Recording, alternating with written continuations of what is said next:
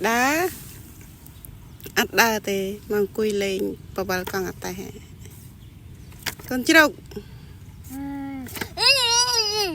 ngưng ngưng ngưng ngưng ngưng ngưng yo con chưa đâu ấy ắt riêng đá này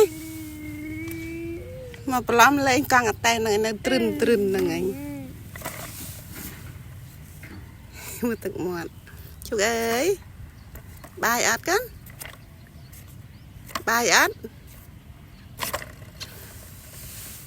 càng nghe kìa à ya mà thêm mà run run run run run run run thêm mà con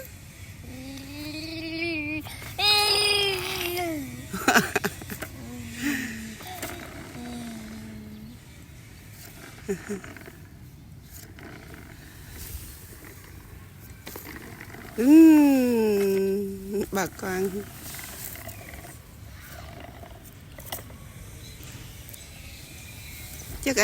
chúc chúc con ông ri chúc